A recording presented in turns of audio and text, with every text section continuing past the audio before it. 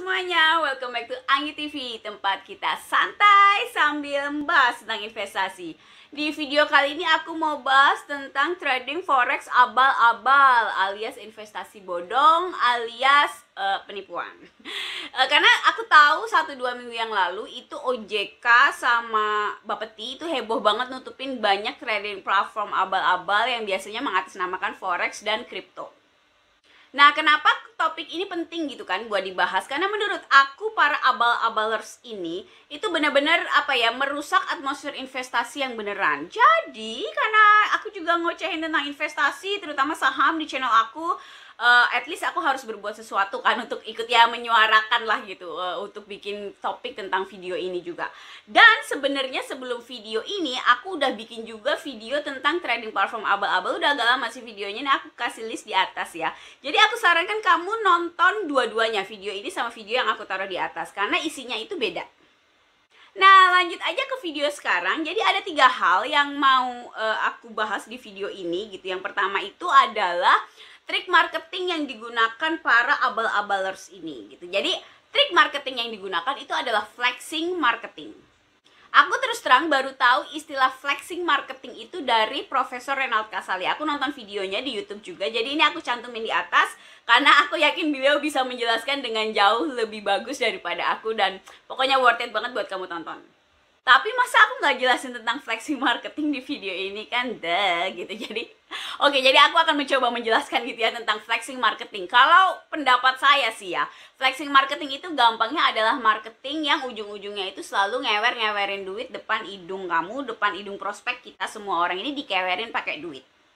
Jadi mereka itu selalu bicara tentang kekayaan, tentang harta, terus misalnya yang beli Tesla 2 miliar murah ya gitu. Atau kemarin aku lihat ada yang nawar bandana apalah itu, influencer terkenal, kalian pasti tahu gitu, nawar bandana sampai 1 miliar, terus yang kayak 1 miliar demi kemanusiaan, membantu sesama, bla bla bla.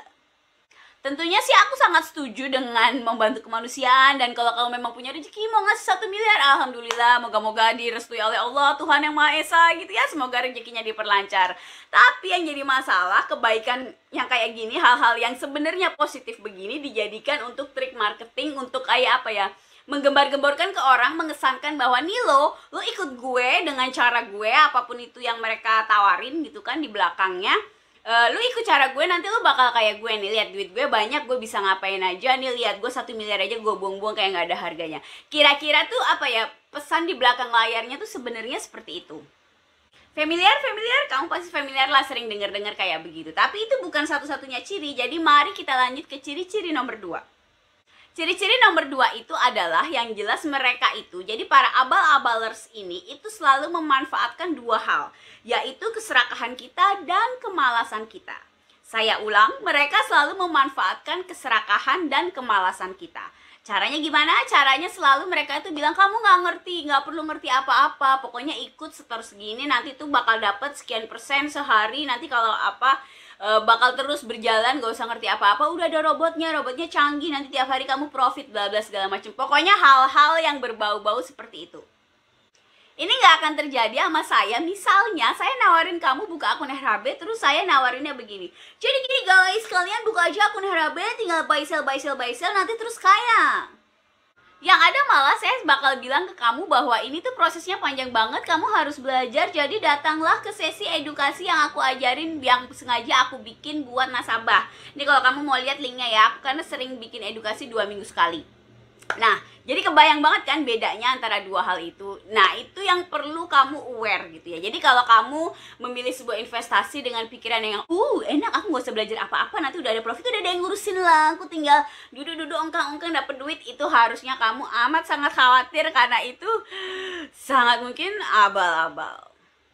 Dan ini adalah ciri-ciri terakhir dari para abal-abalers ini, oke? Jadi mereka itu selalu menitik beratkan kalau kamu nih misalnya udah join ikut mereka, itu pasti menitik beratkan kamu untuk ngajak teman kamu, alias kamu harus nyari member baru. Oke, jadi memang skemanya itu Ponzi gitu loh. Ponzi itu skema berurut gitu loh, dari atas ke bawah. Kalau nggak salah saya ada juga video super jadul, super lama saya bahas tentang Ponzi. Saya taruh aja di atas ya.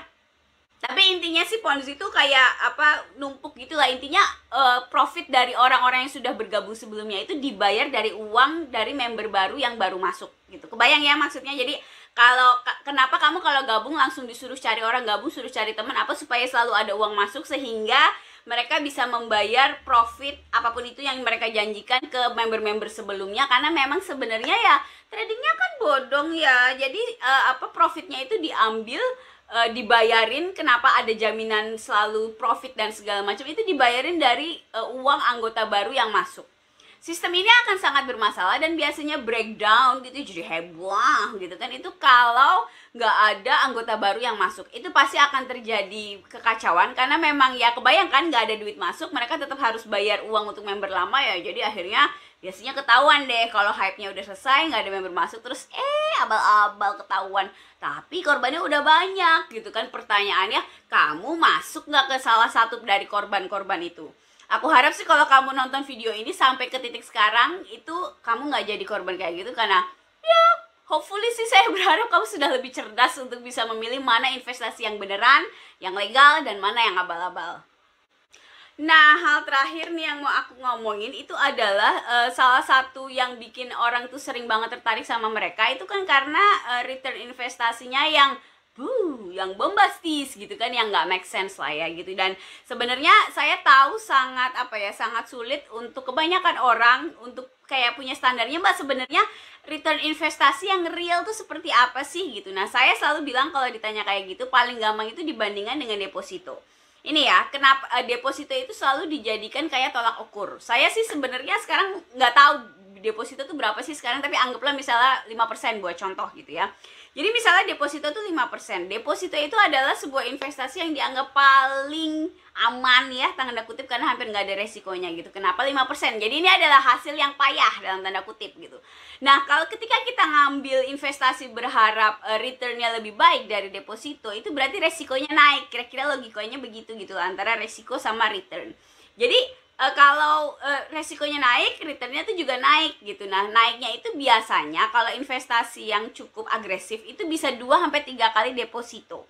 Nah, kalau udah di atas itu, berarti kalau 2-3 kali kan antara 10-15% per tahun ya, deposito kan per tahun gitu. Jadi tolak ukurnya tuh selalu begitu. Jadi ketika kamu dijanjikan sebuah investasi apapun itu labelnya, terus misalnya mereka pasti janjiin yang kayak pasti return, kamu nggak usah, pasti untung, kamu nggak usah pusing-pusing, nanti tiap hari misalnya naik 0,5%, 1% yang kayak gitu, itu pasti nggak bakal ada judulnya bener. Karena sebenarnya sebuah perusahaan investasi itu tidak mungkin menjamin pasti profit. Perusahaan yang besar kayak semua sekuritas itu nggak ada yang jamin profit. Perusahaan kayak reksadana itu nggak ada yang jaminin profit. Kan ini aku bikin video tentang reksadana, kamu nonton juga videonya. Jadi kalau ada yang pasti begitu dan itu bukan deposito, terus ya itu tadi kan angkanya bombastis gitu, bisa sampai 100-200% per tahun, itu udahlah. Itu pasti nggak beres, dan nanti yang ada tuh kamu masuk situ yang ada pasti nanti masalah, udah cut aja, nggak worth it banget sama waktu kamu. So, sekian paparanku tentang investasi abal-abal di video kali ini. Apa yang menurut kamu paling menarik, atau mungkin kamu masih punya pertanyaan tentang trading forex abal-abal atau apalah investasi abal-abal, kamu tulis aja di bawah, nanti akan aku bales pertanyaan kamu, oke? Jangan lupa like, subscribe, dan sharing video ini ke teman-teman kamu. Jadi, I'll see you in the next video, oke? Ciao!